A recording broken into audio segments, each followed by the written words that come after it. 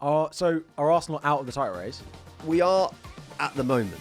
But you can't be in the title race, then go out the title race, then go back into the title race. You can because 4 losses on the bounce now for Manchester City. even Pep looks knackered. Haaland just looks angry. Liverpool have now gone 5 points clear at the top of the table. I know, and fair play to them because they've got no Alisson, no Jota. They're dealing with it. It looks so good. Hello and welcome to the Know The Score podcast with myself, Luke Kempner, and Harry Daniels. We're here to discuss Game Week 11. Yes. Game Week 11. There's been so much happened as always in the Premier League. We're always here every Monday to give you your roundup of the Premier League. We've also had our 2 teams play. We have. Have you had a good week? And to be honest with you guys, this is actually merely a warm-up podcast before Harry goes on to the rival podcast, FPL Therapy. Have you had a good week? You'd feel all right? I was hoping, for the sake of it being a good intro, that one of the teams had won. Oh, were you? Because I think it would have made for much more entertaining than the incredibly boring game of football that we did watch in the end. Yeah, I was ready to come in, and the first 30 seconds of this podcast was me singing Cole Palmer's name. So you're quite. And then Raya tipped it over the bar. Yeah, you didn't get to it. And then that was about it. Now, you went to the game, did you? I did. So who did you go with? I went with my brother. Went your brother? Did you get there nice and early?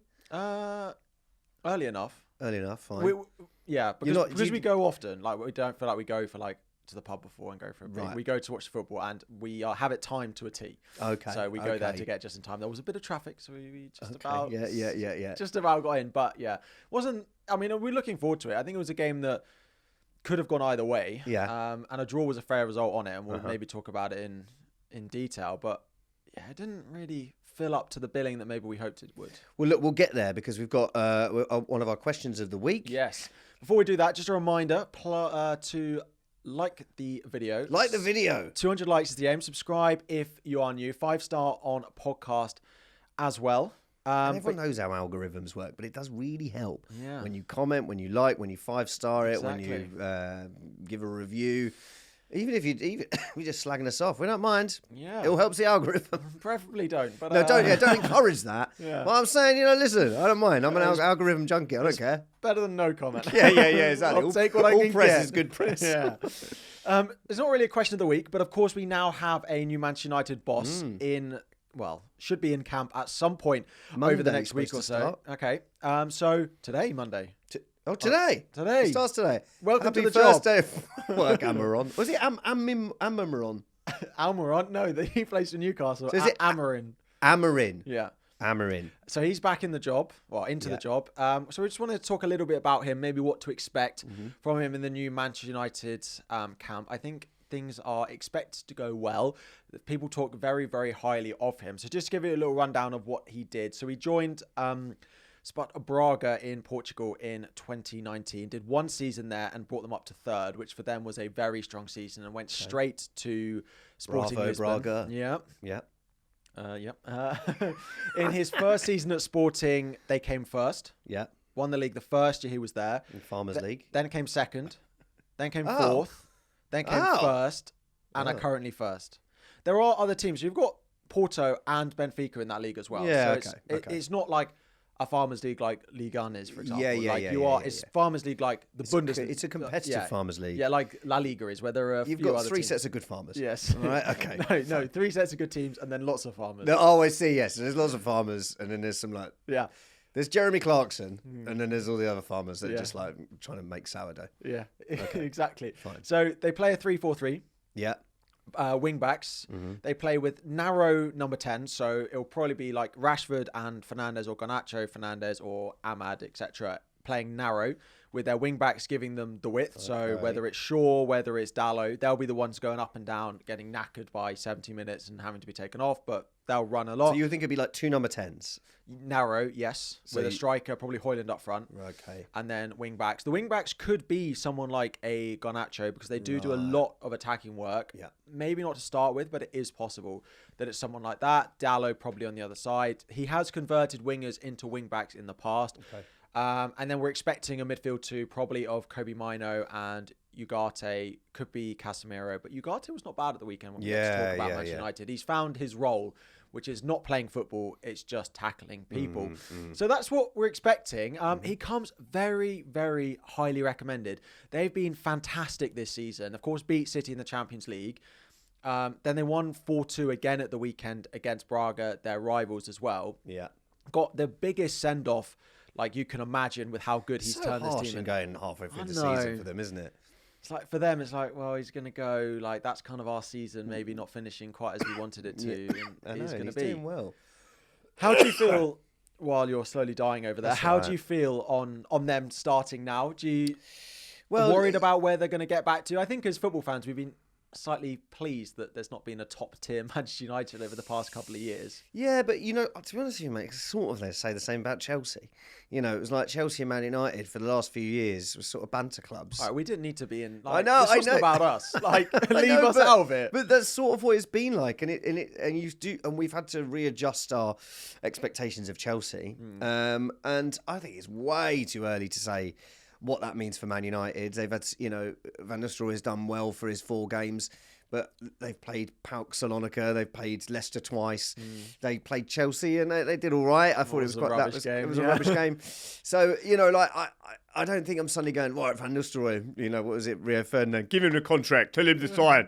That's not Ferdinand. I know, that's Harry Kane. I don't think you can say. I think it's really odd to sort of right. Amorim's going to Amorim.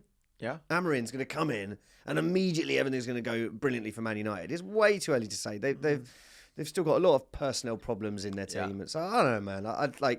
We shall see. I think it's nice. I'm excited to see a different system in the Premier League because they went through a period when like Conte was there at Chelsea. There were loads of back threes, and it was quite exciting football. And we don't really have it anymore. It's all this Pep system across the league. Everyone's playing passing football. And I quite like a 3-4-3. It's nice to see something a little bit different. And it's also nice because it's quite tactical when teams go up against a 3-4-3 from a top team. That it changes the way the other managers might want to set up. So I quite like that added dynamic of it. I like it for FPL. Yeah. Because you have those, when you got defenders playing at wing back. Yeah. It's way more exciting. And when Reece James used to be, oh, God, the glory days. The glory days. Now he can't. Glory days get of a Reece start, James. the captain. Yeah. I can't even get on the pitch. Yeah. Can't walk properly most of the time. But yeah, I think I'm excited for it. Of course, they've got a couple of games, Ipswich and Everton, to lead into it. And then they go away to you lot. So that'll be the real test for him. Yeah. But I think it can't be much worse than under Did you 10 Hag, see right? the Gary Cottrell I didn't. press conference? No. So the press conference before Sporting's game against Man City, Gary Cottrell, who's a Sky Sports correspondent, is going, could you give us an answer in English? And like his bloke next to him is going, he's not going to be answering English. He'll answer in English next week when he's in Manchester. And he was like, oh, sorry, I'll answer in English when I'm in next week. And it's like, well, come on, you've given us 15 minutes in Portuguese. Are you turning your back on your English supporters already? It was really, really weird. And someone suggested on Twitter that you should just whenever Gary Cottrell asks him a question now, he should answer in Portuguese. Yeah, I think he had a press conference the other day, and I think after his the English game, is great. I think he answered in English because it was after his last game. His English is perfect. It was just really weird. Yeah, but anyway, I think it can't get much worse than it was under 10 Hag. So positive, and that team have showed over the past couple of games what that group of players is still capable of doing. And I know we're sort of we're going to get to the game properly, but United are 4 points off third. Yeah, the bunching is crazy. But do you know what I mean? It's like we talk about them like I know they're right down in the league. I can't remember what position they are. Yeah, they're 13th, but they're 4 points off third. Yeah, they're 4 points behind us. Yeah, and us. Yeah, or us. Oh, us. Oh, they're 4 points behind us. Both of us. So it's crazy. Yeah. We could win a couple of games. Yeah. By the end of December, they could be in the top 4. Well, exactly. Not many teams are stringing back-to-back wins together at the moment. No. And yeah, if they beat Ipswich and Everton over the next 2, which is this is the exciting thing as we go into the sort of Christmas period, is things can change very, very quickly because there's so many games. I love it. I absolutely love it. I love it. Games every 2 days. I love the Boxing Day fixtures, and because things can change a lot. This is my favourite international break. Oh. Because I know after it what comes. Okay, so it's a right, little yeah, bit yeah, of yeah, excitement. yeah. It's like Christmas Eve. It's the calm before the storm. Yeah, exactly. This is your Christmas Eve, is it? Yeah. Right. So you know the presents are coming tomorrow. Yeah, the You're football schedule is coming. You go to sleep tonight and you watch England draw against Bulgaria. I won't watch it. I'll have 2 weeks of hiatus from watching any football. Yeah. Just watching Saka and Palmer limp around and wonder if they're going on international They're all duty. injured, mate. Yeah. Everyone's injured this week. It's brilliant. It's great. Apart from Odegaard, who is going on international He's not duty. going to go. Oh, God. But then I know after it, we're getting into Christmas football season and Boxing Day, which is the best day of the year. Oh, I love it. I do, although I'm actually going to watch Disney on Ice. So I won't be sitting there watching it. Wall-to-wall football. Yeah, exactly. Holly loves it. Yeah, Mickey versus Goofy. Yeah. Shall we get into the first game? Game of the weekend. Game of the weekend. Not game of the weekend, But but for game us, of the weekend. It was Chelsea versus Arsenal. 1-1. You were there. I always think it's slightly different when you were there and when you're watching it on TV. So who wants to go first? You go. Okay, well, my perspective of it was, like, I text you immediately after game. I had a bottle of red wine. Yeah. I'd also had a nap at half time, which my wife hasn't sent me a picture of. But I text you straight after. The title's gone, well defended. That's what I said. Because I looked at that text and I was like, did we watch the same game? I thought you did defend well. Yeah, but the way you sent it to me was like, oh, all you did was defend. No, I didn't mean it like that. I meant that I thought you stifled Arsenal really, really well. Oh, right, okay. But now in hindsight, having had a little sleep and taken a step back, I think it's a good point for Arsenal. I think a good point for Chelsea. I think a 50-50 game. I think that's a fair result. It was great. Okay, you'll get there. You'll get your turn, your honour. Yeah. Sit down. I think to Arsenal to have had that, to have been able to put that team out, as much as I don't think it's a fully fit team, but Odegaard clearly made the difference. Yeah, even a half-fit Odegaard made a massive. He got the assist for Martinelli's goal. I still think there's a few players. Rice has got a broken toe. He's not going on international duty. He's not going on international. Saka's not going on international duty either. He's clearly not fit yet. So hopefully, what I'm saying is, I think it's a good point in the grand scheme of things. I think I'm having to readjust my expectations of the season to go, we're not in a title race yet. We could be. By the end of December, we've got a really good run of games. Yeah. We could be back in the title race. But I think it was quite bad defending from us on the Neto goal. Chelsea had some other chances as well. Arsenal had some other chances as well, some narrow offsides. I think it's a fair result. I think it's a good point against a Chelsea team that has made huge strides forward this season. And I think that has to be congratulated. So all in all, I'm all right with it. You're trying to make yourself feel better. If you want to be in a title race, that's a worse result for you than it is for us. Yes, but I don't think we're in a title race. And that's okay. So you're out of the title race in November. Well, at the moment. You can't go out of it and then back into it. You can't. Well, it's in, like, we can't be talking about, like you just said, like, you can't be talking about being in a title race when you're... In last season, we found a way to win those games. Yeah. And this season, we're not. And luck's not going our way. I'm not blaming it on luck. But I think that, there's games when it's like, they're millimetres offside. And, when we were 2-1 up against Man City and we lost it in the last minute. We were 2-1 up against Chelsea, Liverpool, and we've lost it in the last 8 minutes. All the players get injured. And Liverpool, I'm not saying they've had no bad luck because they've lost the best keeper in the world. Jota's their best striker. Like they've got stuff they're struggling with as well. But everything is going for them. Yeah. The vibes are great. They've had a good run of a good fixtures where I think we've had a lot of difficult away games.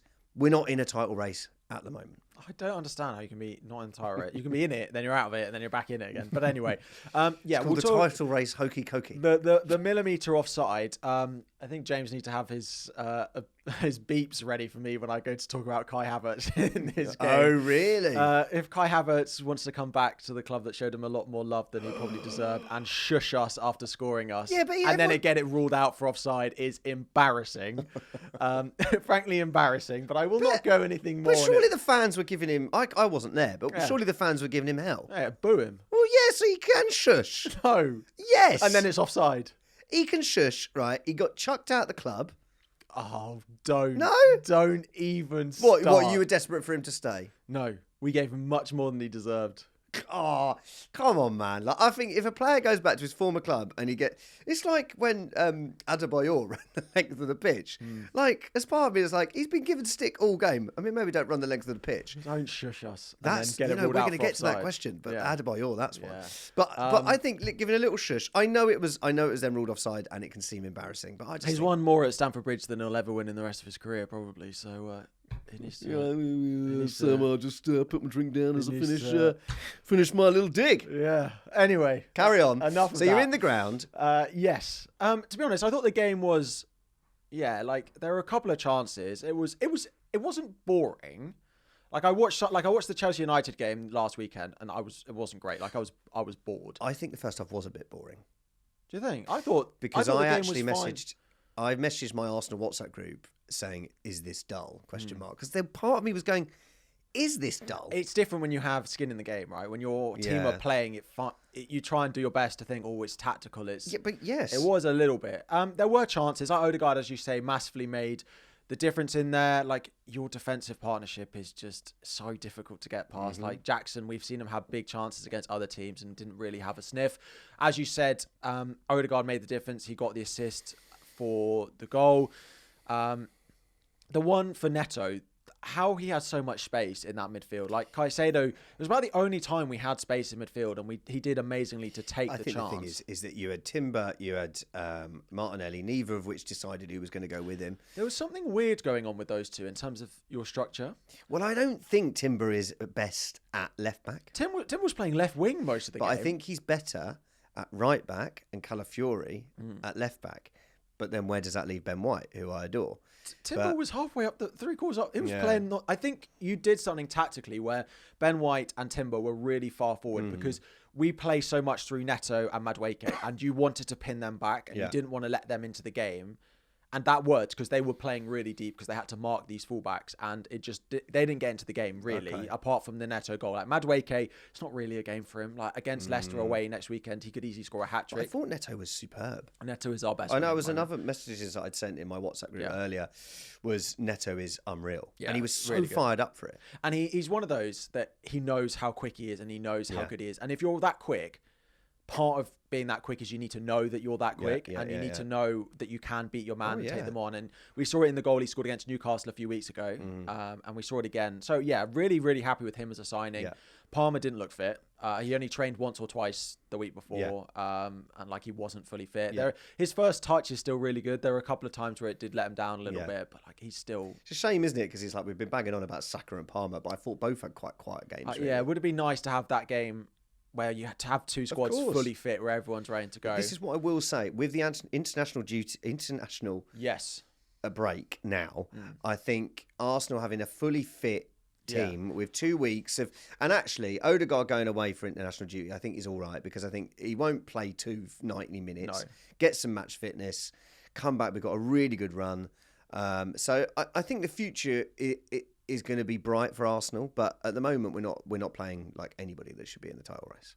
Sorry, I'm just checking if any of them have still been caught. If Palmer is still in the England squad, he'll be pulling out. They'll all pull out, mate. It was a video of him limping away after the game. If I was Maresca, I'd be going, get your limping now. Yeah, limp. That's why Saka was taken off after 80, just so that it was obvious that he couldn't go on his national duty. A couple of other things. It's also because Cucurella kicked him in the shin.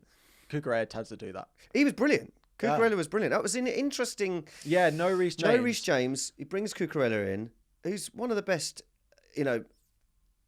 man-to-man... shithousery type defenders. He's one of those, if you play against him, you hate him. Yeah, exactly. And he's done well against Saka a couple of times now. So, I thought he was brilliant. And Saka just couldn't get any change out of him, really. No. And Gusto was fine. Like, that Gusto versus Reece James, I don't like us playing one of them at left back. I think Cucurella should just be in at left back. He might not be as good as Reece James and Gusto, but he's a better left back than those two.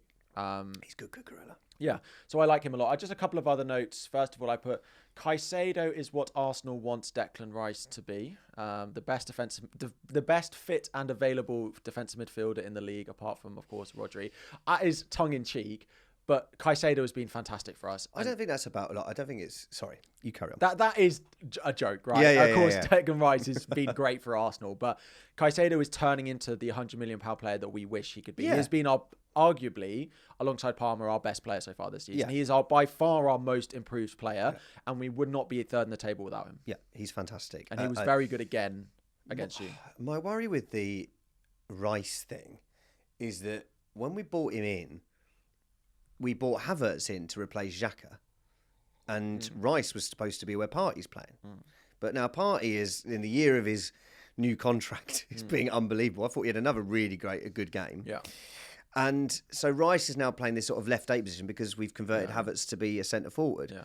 And Havertz has done really well there. But I do think now we're just so desperate for that clinical striker. Yeah. And what Liverpool got with Salah and what City have got with Haaland, you've got these players that just do nothing for an hour and then bang. Yeah. And Havertz isn't that player. That doesn't mean I don't want him in the starting lineup. And it's like we don't have at the moment. Like Palmer has done it, but we don't have that player still at the moment, and that's what differs Palmer to a Salah, for example. Yeah. That in a game like this, Salah, we'll take this game by the scruff of its neck and win it. And Salah would do that. I mean, I would say Haaland would do it, but Haaland needs the service to do it. Salah is one of the only players that I think would do it on his own. And maybe De Bruyne when he's fit, Yeah. but I don't think we're ever going to see the proper fit De Bruyne ever again now. But I just think, when you look at that Arsenal team, like I'm not looking at it going, the manager out or anything stupid like that. And it's not even looking at it going, oh, we need more players. Because when that first team's fully fit, it's ready to go. Yeah. But I don't know, maybe a couple of weeks, good run, players back. Yeah. I think things could change quite quickly. Yeah. The last thing I wrote is Trossard, ha ha ha. He He's seems out to of be playing. He seems to be playing against you at the moment. Yeah, he's way out of form at the moment. I think That one right at the end. There's talk that it might have been offside. Yeah, but I mean, he's put it away anyway. Oh, put it or leave it. Like, I know. Yeah. It's difficult, because he came on. He scored that goal against Villa. Yeah. And he sulked because he hadn't been picked. So then he gets started loads of games. Didn't do anything. And was really quite bad. And he's one of those most clinical finishers in the club. But he's just so good off the bench. Yeah. So he needs to find his form. But he always scores for Belgium. So maybe he'll do all right in international duty. But yeah, I mean, that's what I mean. Like, he sort of left it and you saw Arteta on that's banging the ground like Sami Kaffour in 1999. But I was a bit gutted because I felt like if there was one team that was going to win it in that second half, it was us. Yeah. But I think in the grand scheme of things, away at Chelsea, we've done away at Chelsea, away at Villa, away at Spurs, away at City. Yeah. This is difficult, man. Yeah. And we got a point. That's okay. Chelsea are a great side now. Yeah. I hope you don't win the league after that. Well, yes, I'm really sorry, but I think about City sometimes. I watch them and I don't enjoy watching City. I just thought, the fact is, as soon as it got to 60 minutes and you were 1-0 up, I was like, well, this is going to be an awful half hour because you're going to spend the whole game on the floor, the ball's going to be out of play, and I'm not going to enjoy this. Yeah, but that's what other teams do to us. Yeah. And 2 years ago, yeah. when, Newcastle came to us and the ball was in play for about 3 minutes of the entire game. And you're sitting there going, well, what else are we supposed to do? Just go, oh, well, we'll keep playing the right way. We're going to get to Spurs. But it's like, you have Ange in his press conference going he's like, I always loved the Premier League because it wasn't, these players going down after 20 minutes so the coach can come on, but, that's just the way it's going. And it's like, well, yes, it is. It is. The managers in this league are way better than they were 5 years ago. Yeah. Sorry. Anyway, I digress. Let's move on. Here we are, 25 minutes in, and we have covered just the one game.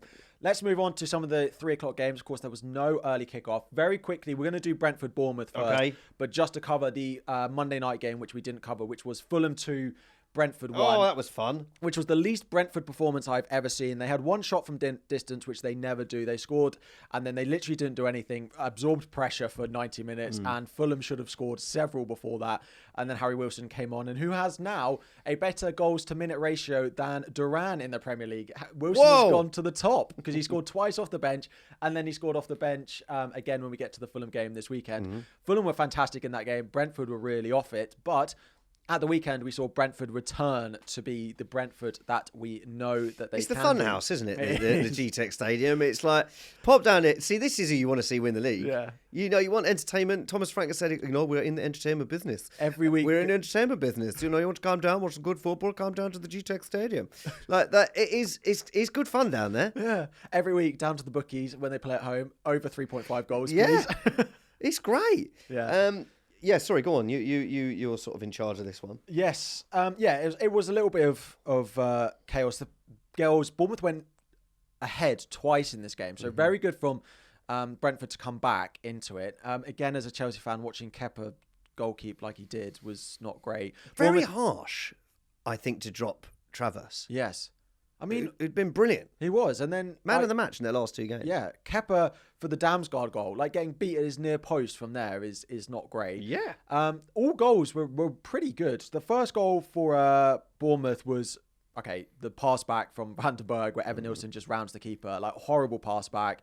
Evan Nilsson looked very composed in it, though. A lot of strikers would have snatched at that, just taken the shot. It would have been what it was been. But to take it around the keeper, thought that was really good. Then Visa does what Visa does. At what point, where would you rank Visa in terms of Premier League strikers? He's got to be. Well, they've converted him into this proper out-and-out 9 now, haven't they? And Thomas Frank was really glowing with his praise after the game. And he's clinical. He is. So seems like a lovely bloke as well. Yeah. I like anything that's seen like a nice geezer. Yeah. He's really, really up there. You know, you're looking at him, Isak, those clinical number 9s. But then Evan Nilsson, he's edging his way up there now. Yeah. And I read a stat about Bournemouth before this game that over the calendar year they got 60 points. Really? Which I think would have got them 6th. That's really impressive. And I think when at the start of the season, we were talking about Bournemouth, would they struggle without Solanke, but they really haven't. We've got goals from everywhere. I think that was the thing that we spoke about, that they're going to miss Solanke. And Evan Nilsson's not going to score as many goals as Solanke, but the team might score more goals. Yeah. And that seems to be I didn't think Semenyo had that good a game though. He had a couple of shots, maybe not as his most exciting game, but I thought he was fine. Had one saved early on, which was a pretty good save. Kluivert with the Kluivert finish, I think, is really clever. So he gets played through into the box, and 9 times out of 10, the player shoots far post. And he opens his foot up and just bangs it near post. And it's not one of those where I'm like, the keeper shouldn't be beat near post. I think that's a really clever finish. Brian Mbeumo, for all of his plaudits, it's not good defending. He doesn't track his man, and he lets him in. And then the third goal is such a good Brentford goal. They cut Bournemouth apart so easily with it. Weiss through on goal, and he scores, and he does what he does. So, a really, really exciting game of football. Brentford needed to get back to what they do after the game on Monday night, which was the least Brentford performance we've seen probably in quite a long time, where they just let Fulham play at them. But it's just create big chances. Damsgaard is in the form of his life. I think he's their unsung hero. Yeah. Every week. He doesn't look like a footballer. No. You know what I mean? There's some people that just look like footballers. Yeah. He doesn't look like. He's the sort of geezer that turns up on the 5-a-side on a Monday night. Yeah. And you're like, oh God, he'll be all right. And he's he hasn't got Astros. No. He's just wearing his mum's trainers. He's in his school shoes and his school trousers. Yeah. And then he's just unbelievable playmaker. Yeah. Yeah. We talk about Visa and we talk about Mbeumo. It feels like he is the one that's helping that make it tick this year. Yeah, completely. The other half of the Monday night game was Fulham. Okay. Crystal Palace 0, Fulham 2. Yeah. Oh dear, Crystal Palace. Yeah, Crystal Palace. It's really not looking great. Fulham were fantastic. Yeah. I think and I always feel bad saying this sort of thing because it's just because Fulham are doing well, that means they're going to lose their manager. But I feel like Marco Silva is he's surely on the verge now of that next step up into a European challenging team. Maybe that'll be Fulham. Maybe. I don't know. But they were superb. And Iwobi, a lot of Fulham fans are complaining that Iwobi is not getting the credit that he deserves. Because I think when he left Arsenal, it was sort of like, it hasn't worked out. And then he went to Everton. It didn't really, and they've been a bit of a, shambles there at Everton for a while. But he's got the most passes into the box in Europe. Does he? Yeah. Wow. He's he's playing so well for them. Yeah. And I think Marco Silva, you would have forgiven him for starting Harry Wilson in this game, but he didn't. Left him on the bench and again came on and made an impact. Yeah. Emil Smith Rowe scored one that was a fraction offside for a second one. Yeah. they look fantastic. I know. Like, we were talking about Manchester United being, 4 points off third. Fulham are 1 point off third. Like, they're 7th in the league at the moment. Very, very quietly. But where do you think they could finish? 8th.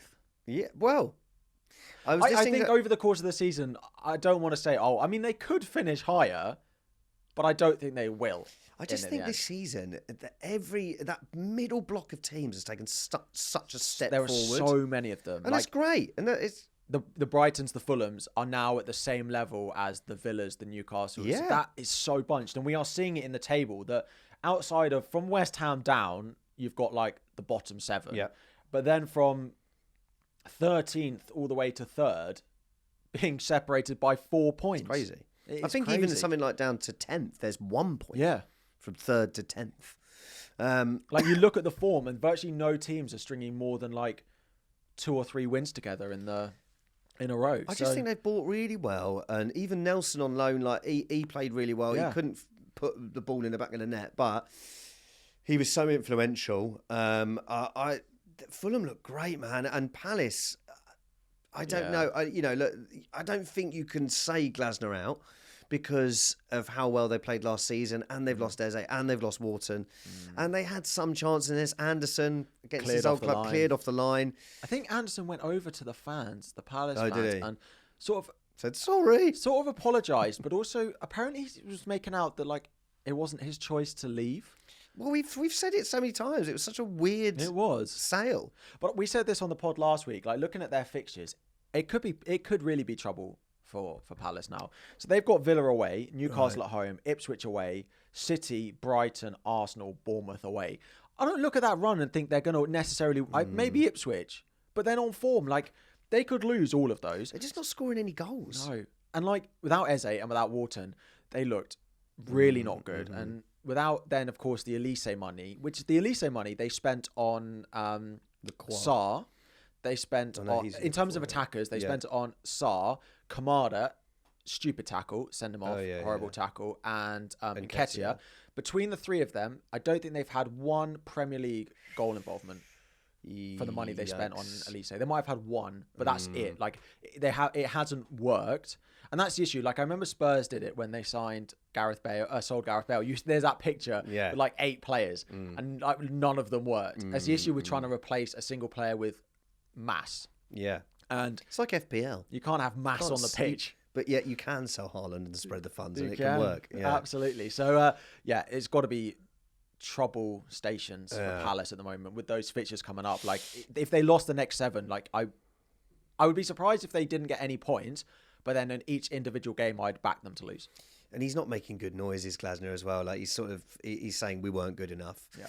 And I feel like when managers start saying that I feel like they're losing the confidence and they're losing their ideas of how to change it. Yeah. And, and you saw Mateta like trying to get the fans going, and it's just not working out for him at all at the moment. No.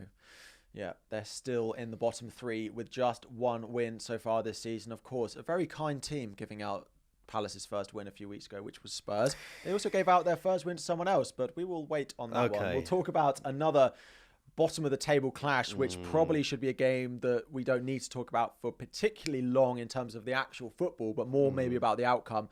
West Ham 0, Everton 0.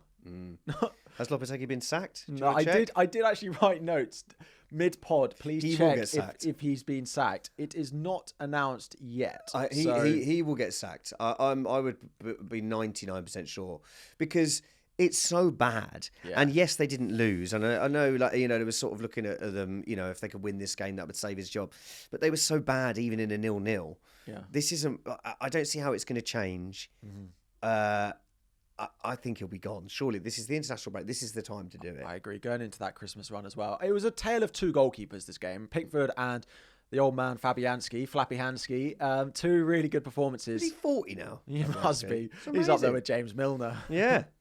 But yeah, those two, it was really a story of those. There were a couple of chances, like Brentford came back in and Everton keep a clean sheet.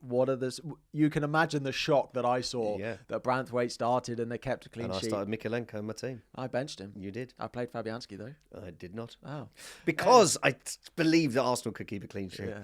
Yeah. Oh, well. The only controversial moment in this game is I think Everton should have had a penalty.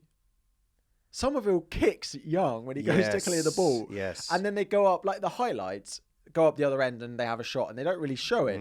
But Somerville isn't looking. Young comes from behind him and they both end up on the floor and it's not given. I feel like I need to see more angles of it because I think it looks like he's just kicked him. Okay. But I don't think Young gets the ball either.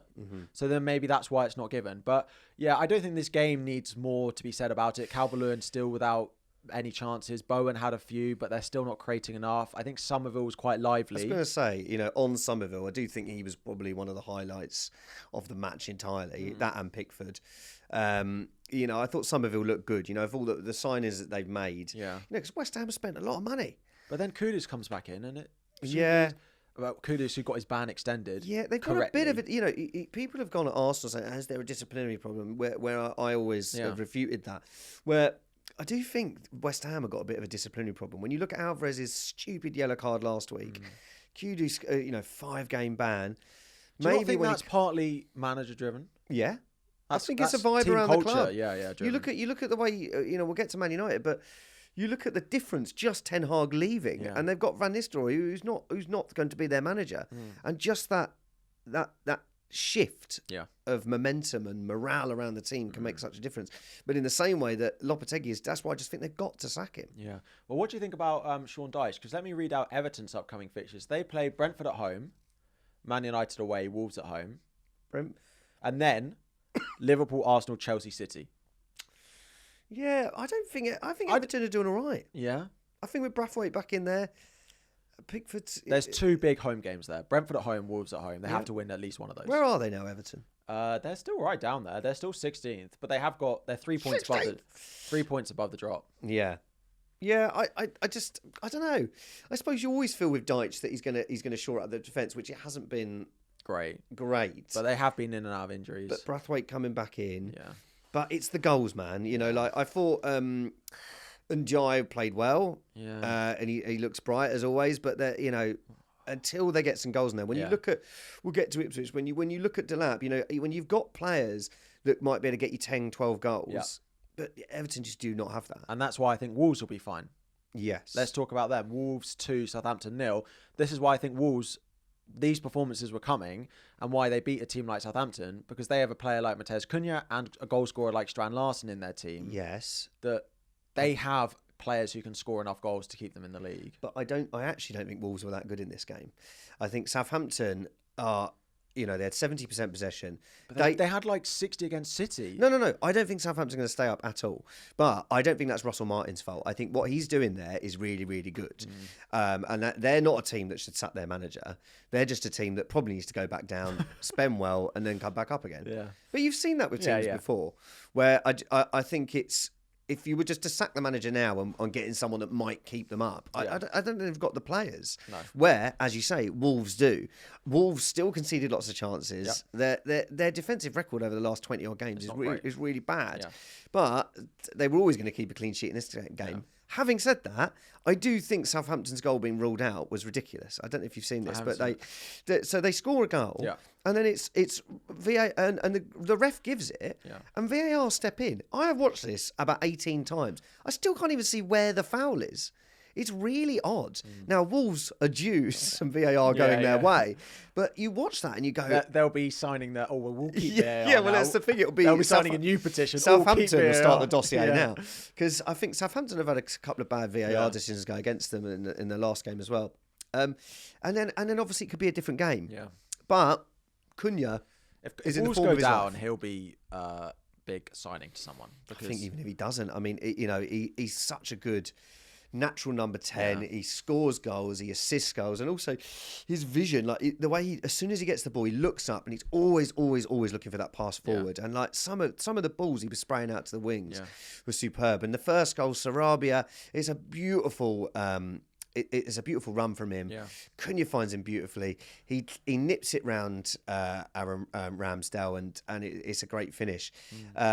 You can tell what the result meant to him. I think Cunha was almost in tears in the interview after the game, Was he? showing like maybe it was just cold, Yeah. but he did look like he was getting a bit too like that. We've worked hard for this. Like we know that we are capable of it, and they do feel like a group of players who are still together. Yeah. And I think the manager's good enough. I still see Wolves fans not certain on him, but I still think that he's good enough to be... He is good enough. And I think 4 points before the international break, what's it? They got a point against Palace and now a point against Villa. Yeah.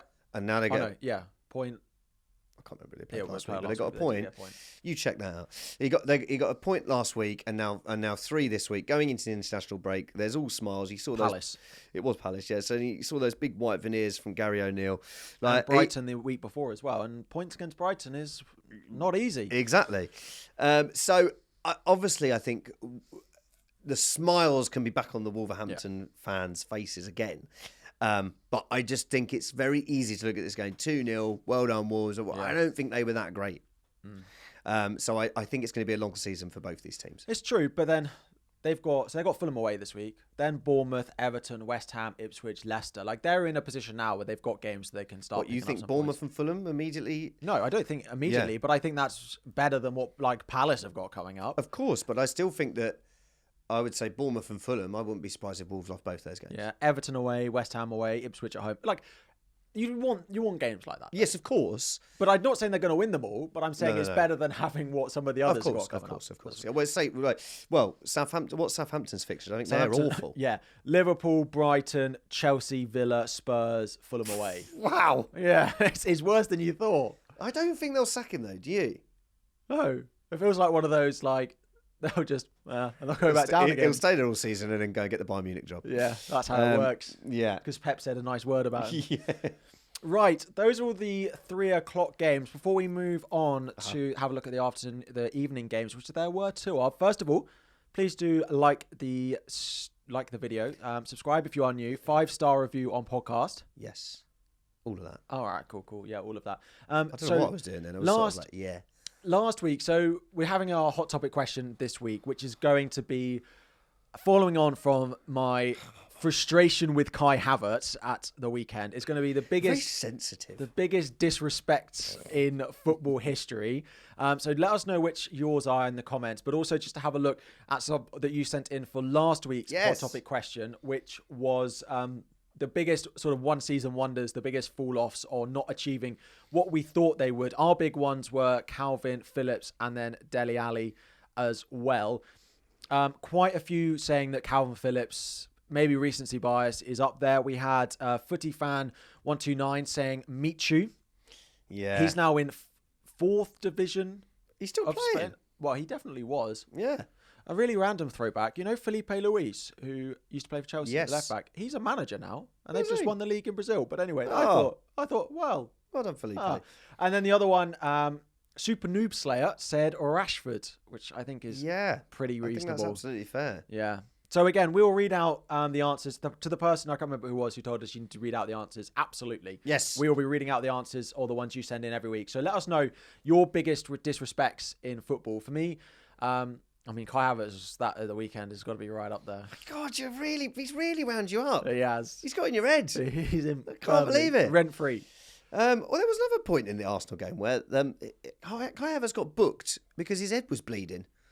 And he refused to go off the pitch, of course. Yeah, because I don't think he even realised what was happening. His head was bleeding. I know that, but you can't book a player for bleeding. No, but he was booked for refusing to get off the pitch and time wasting. I think you got to give someone a bit more leeway when they're bleeding from their head, mate. Mate. Also, there was players stopping restarts. Right, and we're talking about the biggest. I know. I got back to it. No, there was players stopping. There was players stopping restarts, and Mike Dean, who was doing the whatever. He's like the ref correspondent on Sky Sports. When in a game like this, you always got to let them have the first one. Oh right. Oh, so it's all right in a game like this. No, we're doing biggest disrespect. So it's all right in a game like this. Well, I'll take the biggest disrespect. The way it's one rule for one team and then one rule for another, whatever game they decide. God, our refs are bad. Sorry, biggest disrespect. Okay, I've got one for you. Yeah. We mentioned it earlier. Adebayor running for the pitch. Yeah. I always remember that. And it was the way the Arsenal fans were like, whoa! And I'm like, as if like, well, you're lucky we can't get on the pitch. I'm like, guy, there's 3,000 of you. If you really wanted to get onto the pitch, you could. You're just not going to, are you? No. And then they just like chucked bottles at him and or something. So I got that one. But I also, the one, this is a slightly different one, was when Van Persie was playing for Man United against Arsenal. And now it wasn't really his fault. But we had a player called Andre Santos. You remember Andre Santos? Yeah. And he asked to swap shirts with Robin Van Persie at half-time as they're walking down the Old Trafford tunnel. And they did it, like, at half-time. There's been a few things. Half-time shirt swaps, no! And also, Robin Van Persie, I swear to this day, knew what he was doing. He could have said, let's wait till we get inside, okay? Because it's going to look stupid here. You know, you're going to look so disrespectful. But let's wait till we get inside, okay? But he didn't. He did it as they were walking down. And I was like, you bleep. Yeah, bleep. There are a few which I have, which is like, it's not specific moments because it's more like, it's like when players start refusing to train because they want to move to a club. Like, I don't like things like that. A big one that Chelsea fans will resonate with is, I think, the player that's left Chelsea that all Chelsea fans will resonate that they don't like is Thibaut Courtois. And the way that he left and he went to Real Madrid and just was like, I'm going to a bigger club and stuff like that. It never gone down well. I didn't know that Chelsea fans don't like Courtois. Probably the worst. Like, really? He comes back to Stamford Bridge. He gets booed. He's going to get it. No, he gets booed for like 90 minutes straight. Every goal kick is the same. You're not playing Real Madrid, mate, anytime soon. Don't worry about we did actually. You know when we won the Champions League? When was that? 2021. Yeah, it was like 3 years ago, mate. Loads of things happened more recently than you've won any major trophy. Oh, I suppose the Champions League. I'm on, more recent. Yeah, it was actually when Kai Havertz won his last and probably only 60 trophy. million down the drain. He's offside again. And he's shushing offside goals again. He's really got you. Okay, so Courtois annoyed you. Another one I hated was when, and again, I don't think it was really his fault, but when Fabregas, it was like 2010, maybe it was 2012, when after they won the World Cup, Spain, and Pepe Reina forced a Barcelona shirt on him. Do you remember this? I don't remember. You were about 5 when that happened. But like, so Fabregas, he was like Cole Palmer. Well, maybe not Cole Palmer to you, but he was like our boy. He was like Saka to us. Like, we just was like, but we knew he wanted to go back to Barca at some point. And they forced this Barcelona shirt on him, and it was so horrible. And he looked awkward, but a bit of him was like, no, I do really, really want to go to Barcelona. And I don't know, I've hated that ever since. One thing I think we could do maybe on an international break pod is I find it really interesting with certain players whether their career at one club or another was better. Like, I always think it with Thiago Silva. Will Thiago Silva, when he's old, look back on his time at PSG or his time at Chelsea with more fondness? Okay. Because of course he won more at Chelsea, but it was probably at PSG for longer. Yeah. But the Chelsea fans like adored him. Then I look at a player like, I saw another one that was like Giroud. Is he Chelsea? Is he Arsenal? Is he Milan? Probably not Milan. No, that's a good question. Then you've got someone like Fabregas, Arsenal, Chelsea. He would say Arsenal. He would say Arsenal, absolutely. He won more he at got Chelsea. made there. Yeah, that's true. But there are quite a lot of these examples that I wonder, like, whether they look back on when they're old. When they're old and grey, whether they look back on and what club they remember. I think it's connection as well. It's connection with fans. It's not just about trophies. No. Because you can be in a... There's that Ten Hag won 2 trophies. Yeah, there's that graphic of all the Arsenal players who have left and won trophies with their new clubs. But anyway, I'll show that to you at some point. But moving on. You're talking about a time when Arsenal moved to the Emirates and we had 10 years of having to sell our best players all the time to fund it. It's okay. No, but there was a time before that when you were a child when we used to sell players and they didn't go on to do anything. Rattled you there.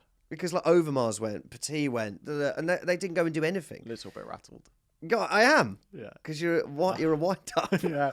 Anyway, let's move on to some of the games we had later on. First of all, the 5:30 game.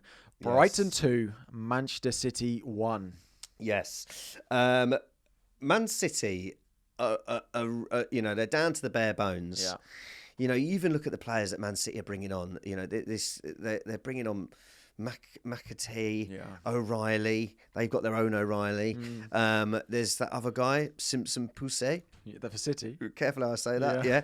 So like, you know, they're not where they were back in the day when, you know, and even you look at players they brought in like Savinho, and you used to have Mahrez, and they don't. That I feel like they've lost a lot. Yeah.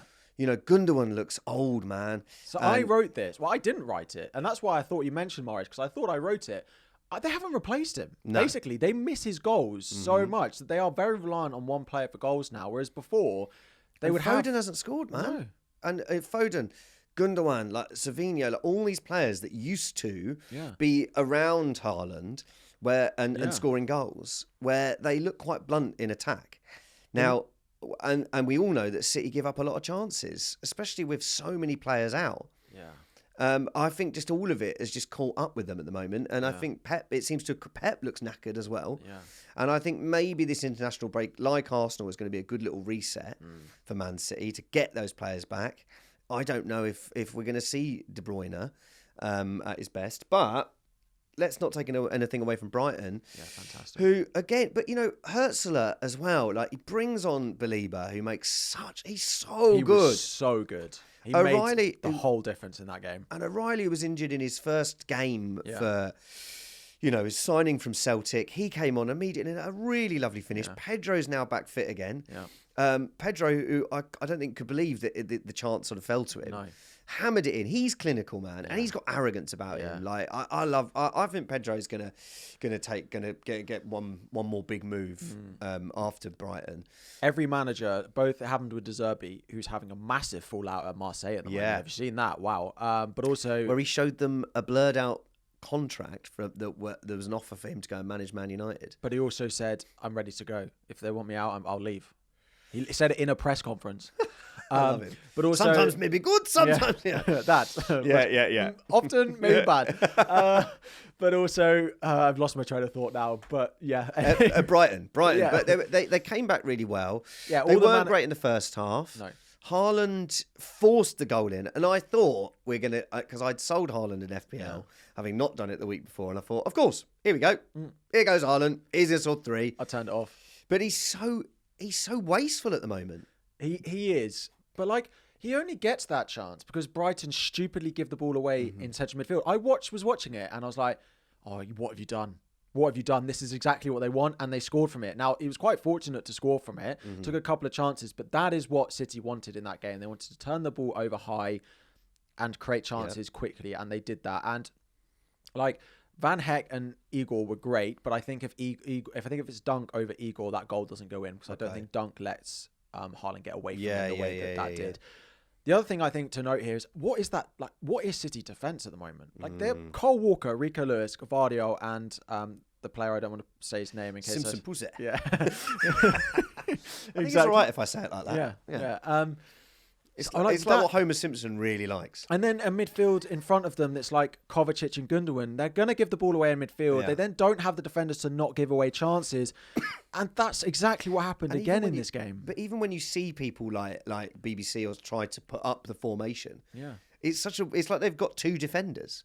And then everyone else is sort of wing backs and there's the 2 in the middle. It's very odd. And Gavardio right at the end had a really big chance, but he's playing up front, and that's where he is most of the time. He's not doing any defending. No. And Rico Lewis, as much as we want to rave about him, is not a great defender. Kyle Walker still being runs ring round when Mitoma. This was a matchup we saw happening, and we were like, oh, they'll play Walker to try and deal with him. It doesn't matter. Still, absolutely. Made them look silly. They didn't create nearly enough chances. They were so weak in midfield. Their wingers are not doing nearly enough at the moment. Foden is still not doing what he needs to be. I feel sorry for Haaland a little bit because he doesn't have the team around him that creates the chances that he had at some points last year. But he is getting chances, man. You look at him the week before. There's chances that there are. He scores them, they win the game. But it's not every week. No, but last week, the last 2 weeks he had next year of 2 almost, and the next year of 1. But this week not so much. But the XG is rigged this week. Why is that? I have to say because the goal he scored is 2 chances, which are viewed as separate chances. So it actually goes down as that passage of play is 1.3 XG for City. Really? Yeah. Normally they amalgamate it if it's like a shot and a rebound, but because the 2 shots are far enough apart, it goes down as 2 chances. And also, anyway, with data, you look at City and if you're linking this to FPL, you're sitting there going, well, look, he's getting the chances, it will come. And you look at him in the first 10 game weeks, he scored. No, sorry, the first 6 game weeks scored 10 goals when he should have scored 6. Yeah. And now he should have scored 6 and he scored 2. Yeah. So, but you surely just have to take the sort of vibe out of it in that he's missing chances. They look rattled. And so it doesn't matter he's getting the data. His fight with Van Heck right at the end, they look really rattled. He could have gone for that, Yeah. It might have been a bit harsh, but he saw him screaming at the end. Yeah, Haaland. He since he said stay humble to Arteta, I don't think Arsenal fans should be chirping about that. By the way, when we haven't won a game in 4 weeks, they're going, "Yeah, remember Haaland said stay humble? Yeah, look at you now, man." Since. And I'm like, "Yeah, we haven't won a game in 4 games." Yeah. But it is interesting. Do you think it will click back into gear? Yes, straight after the break. Because Guardiola is the best manager in the world, and I do think it will come after the break. I think they'll get their, like I said, they'll get their players fit. I think all of that Pep coming out and saying, we won the league we won 7 Premier Leagues. No, it's time for someone else to have a go. Maybe, I don't know. They'll be back. Yeah, it's Man City. Looking at the other title challenger, or the title favourite, I think now. Strong favourites. Strong favourites. They're bottlers if they lose it from here, aren't they? Same way they did last year. Yeah, 5 points clear. Yeah. Liverpool 2, Aston Villa 0. I think the first thing to say is Aston Villa need to learn how to defend their own corners. Yeah. I don't quite know. Liverpool must be the best team in the world over the past 5 or 6 years at counter-attacking from another team's corner. We see it so often. It's always Salah on the end of it or involved in it. And you don't go into a game attacking corners with your most defensive player being on the edge of the Liverpool box. Like, what are you doing? And they conceded once from it and thought, we'll do it again 10 minutes later. Yep. And if Darwin could finish, it would have been 2 or 3. The first half actually really suited, I think, Villa more than it suited Liverpool, despite Liverpool going ahead, because it was a lot more chaos. Like, there were chances at both ends. Liverpool didn't have the control that they'd want. There were big chances for both teams. And at half-time, it switched. And the second half was actually pretty dull. Yeah, it was awful. It was really boring. Just before half-time, Villa should have scored. They had 2 really big chances from a corner. Then there was a big block on the line. Superb saves, Kelleher. And, I said it earlier, credit to Liverpool. They're without Jota, who would be in their starting lineup, and they're without Alisson. Yeah. And they're still... They look so in control, certainly in that second half. Yeah. And that's why I think they are such strong favourites for the title, because you looked at that game and were like, they're just going to see this out easily. And they did. That was exactly the second half. They were like, it wasn't great from a viewing point of view, but they just saw it out. Who cares? They were really, really impressive in that second half. Trent went off injured, which we'll have to wait and see exactly how long he's going to be out for. It sounds like a minor hamstring injury, but let's wait and see. But actually, there's 2 weeks off. Yeah, but actually, as I said last week, in a game like this, they don't particularly need Trent because Trent doesn't do anything going forward in a game like this. He's so defensive minded that they don't need him for his attacking ability. They're not using him for that. So they don't actually miss him in a game like this. Konate's been really good. Gravenberch, really good. I mean, the person who I want to talk about, or briefly, is Curtis Jones. I think he's really stepping up in that midfield. Like, we spoke a lot. Well, there was talk at the beginning of the season, Szoboszlai, McAllister, Gravenberch, like, who's it going to be in that midfield? And Curtis Jones is up there with Gravenberch as their best midfielder so far this season. And then... What do you think about the fact that Liverpool, they've gone further in the Carabao Cup? You'd say they're favourites to get to the final, so that means 2 extra games, 2-legged games. He's not rotating it as much as like a Chelsea are doing in the Champions League. No. So... can that catch up with them? This time in February, Liverpool were 7 points clear of Arsenal, and they ended up. There was a 13-point swing by the end of the season.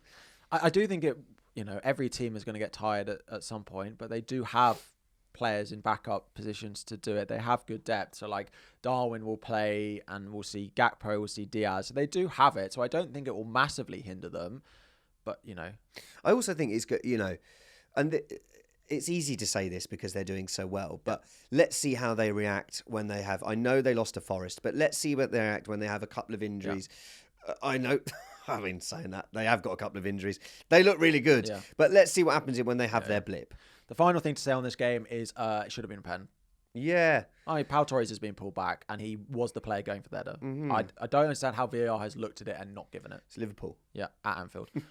Anyway, moving on to the other game, one of the other games at this time, Manchester United versus Leicester. Manchester United 3, Leicester 0. I suppose we don't want to talk too much about Manchester United because a lot's going to change, as we spoke about at the beginning of the pod, by the time we see them play next time. But Bruno running the show. Bruno was superb. I thought Ahmad was absolutely fantastic as well. He looks like a real player. And yeah, it just looks as the shackles have just come off United. Leicester didn't offer much, without Jamie Vardy.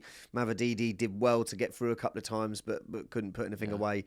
And it looked quite routine for Man United. Yeah, it did. But interestingly, I thought their XG was something like 0.7 because all the goals were absolute worldies. Well, this is it. Bruno Fernandes is just as likely to score from 25 yards as he is from 5 yards. Like his finishing from 5 yards is really bad. Yeah. But he's also got it in his locker to score from 30 yards, which makes he often matches his XG because he'll miss all the big chances and score from 30 yards. But Garnacho's goal was really good. was really great, and he was a bit miserable afterwards because he said, "Oh, people have been horrible to me." Yeah, do you see Fernandes had to tell him? So people will always judge you, but you've got to do you because there are some that like you. Yeah, people will always moan or something. I mean, he is absolutely right.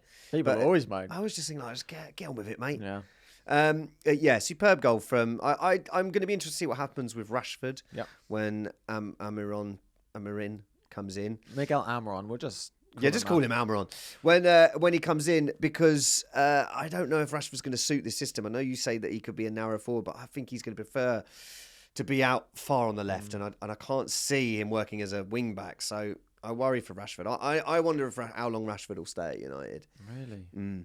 I just don't. I can't picture him in another shirt. I can. Really? In England? Yep. Who? Arsenal. Yeah, you can take him just like he took Sterling. That one's gone really well. God. Moving on to the final game. Oh, no. Yeah. Nottingham Forest versus Newcastle. Two more games. I thought it was the final game at 2 o'clock, but no, the other one was loads of games at 2 o'clock this weekend. Yeah, Nottingham Forest 1, Newcastle 3. The Nottingham Forest march comes to an end, but it is their first sort of major blip that they've had this season. They started quite well, although the goal came a little bit against the run of play. Defensively for the Forest goal, Alexander Isak had a fantastic game at the top end of the pitch, but it wasn't his best from the corner. I think it was partly because they do zonal marking, and a situation like this is where zonal marking goes horribly. Basically, he just drops and leaves a massive hole.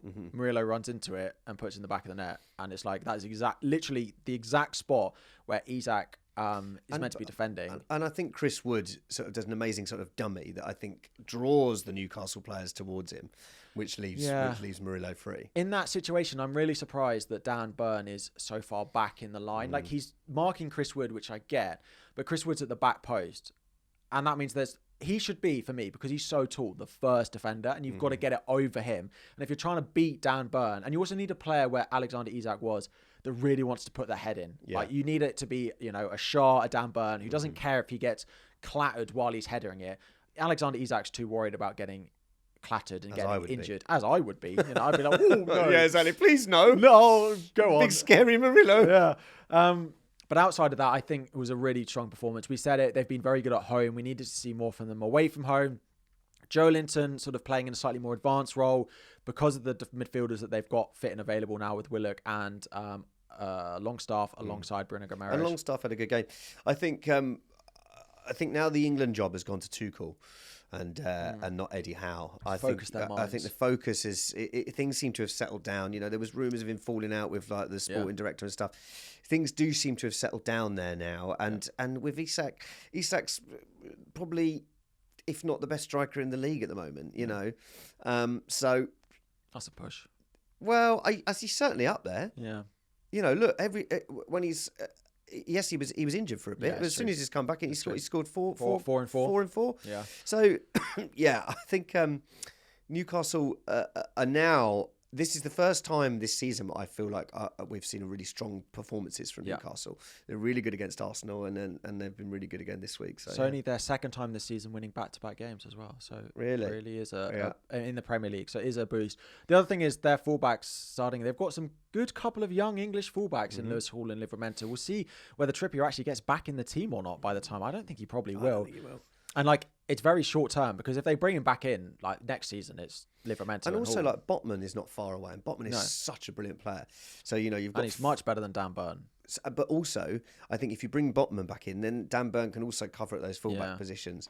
But I don't think Lewis Hall's going anyways. No. First England call-up as well. So is he what we missed in the Euros, maybe? To having a fit left-back. Of course, at the time, he wasn't going to be called up. But now, he probably is up there with England's best fit and available left-backs. That's a push. Against who? That's a push. Because you said that was a push against his. But the only others is Luke Shaw, who is finally back fit and available. Yeah. Ten Hag went and he said, I'm fit now.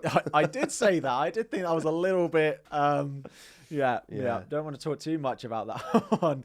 Final game of the week was Spurs 1, Ipswich 2. Mate. Come on, mate. Mate. He did not like this question. He was like, they were like, I know, there's lots of problems and that's on me. Of course, the fans aren't happy. It was just like a couple of weeks ago. What is going on with Spurs? They lose to Palace, and we bounce back. We beat City in the Cup. Then we go and beat Villa 4-1, and we do this. What the hell's going on? What is going on? I saw a good tweet that said, being a Spurs fan is like having a terminal illness, but you don't get to die at the end. And like my mate who's my Spurs fan, who I mentioned quite a lot, like he sent me this rant. And look, you talk about the game, Vic. I want to find this rant. I mean, I don't really know what to say. Of course, Spurs concede a bicycle kick. That's a bit unfortunate, and it goes in. It's a good goal. It was a good goal, but you don't often concede bicycle kicks. The second one is a bit of a calamitous defending. It's Dragerson. Dragerson is not good enough. He's shit. He was so bad. Did you see him against Galatasaray? Yeah, he was even He's worse. Awful. Yeah, he was really bad in that, and then he came into this game and was arguably worse than he was during the week as well. Solanke had a big chance, which he managed to miss from 5 yards out. It went in off his hand, and that got ruled out. Great header from Bentancur to get them 2-1. Solanke had a miss late on. It just wasn't great. They didn't create nearly enough chances. I have found this rant, but it's a bit too sweary. But I'll try and do it without swearing. It's my mate Chris Thatcher, who's a long-suffering Spurs fan. He's never happy, right? Yeah. When Spurs win, he's not happy. When Spurs lose, he's okay. I think he's more happy when Spurs lose. But he said, I just want to take this opportunity to say how much I hate my effing club with a effing passion. Shit. W word. He's not a happy guy. No. I don't know. The thing is, like, when you looked at the way Draxler played against Galatasaray, I benched Delap. And now I'm like, of course I should have played Delap. Yeah. But you just thought Spurs the week before, best attack against the worst defence. Yeah. You're like, this has got, I think in my predictions I did like 4-0 Spurs. I was so confident that Spurs would go and smash them. But this seems to be them all the way through the season. I know. But he always wins stuff in my second year. They created 2 big chances against Ipswich at home. One of them was Solanke. Yep. It was handball. I think they were both Solanke. Yeah. The one late on was Solanke as well. Yeah. And then the one he hit onto his hand. The thing is, though, when they used to have Kane, they'd get through these games and they'd still find a way to finish it off. Yeah. Where now without it, like, I don't know, Johnson was close as well. Yeah, early on he had a big chance, which he probably should have scored. Just puts it the wrong side of the post as well. So, I mean, this is a Spurs performance. It really, unfortunately, is. What do you think about Ipswich's chances of staying up? Not great, unless Spurs want to give them more wins later on in the season. But Spurs have given them Palace and Ipswich their first wins this season. Well, this is always the term they use, which is Dr. Tottenham will see you now. Yeah. And you look at City Ipswich, need it after the break. City after the break, lost 4 games in a row. Dr. Tottenham will see you now. Yeah. But I didn't think their surgery would be opening as early as it did against the Tractor Boys. Yeah. I still think they'll probably go down. I still think they're not good enough defensively. I wonder whether just having enough as they do in attack, like Delap scored 6 goals. He doesn't play 90 minutes. He didn't even start the week before. Yeah. And I think Delap looks like he can get 10 to 12 goals. Yep. And that gives him a fighting chance compared to an Everton who can't score goals, Southampton who can't score goals, and West Ham can't score goals at the moment. Like, they've got a chance. Yeah, no, they do. They, as you say, like, goal scorers are big. At the top of the table, I feel like you need good defences. At the bottom of the table, you need goal scorers. And Kieran McKenna, who used to be a coach at Spurs. Oh. And Amari Hutchinson, who had a very good game, obviously ex-Arsenal as well. Yeah, and Schmodix, West Ham, and he said it feels even better because he's against Spurs. He's a good player, Schmodix. Yeah, was very good for them in the Championship. Those are all the games. Yeah. International Those are break. games, mate. We're going to do something slightly different, of course, international break pod next week. So before we get into predictions and stuff, drop any questions, if anything broad, narrow, that you want us to answer next week. And we will do a little bit of a Q&A section at the end of the pod with those questions. Just to have a little look at predictions. We're not going to do our predictions. We're not talking FPL? We'll do that after.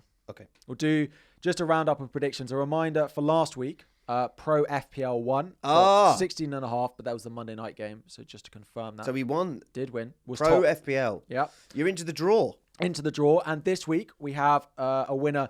Andy B got 19 points. Smashed second place, which was Thiru, who got 16. Citron got 15, and a few people there on 14.5. Who won between us? Oh, no. I'm scrolling a long way. FPL Harry in there with 9, and let me keep scrolling. It's so bad.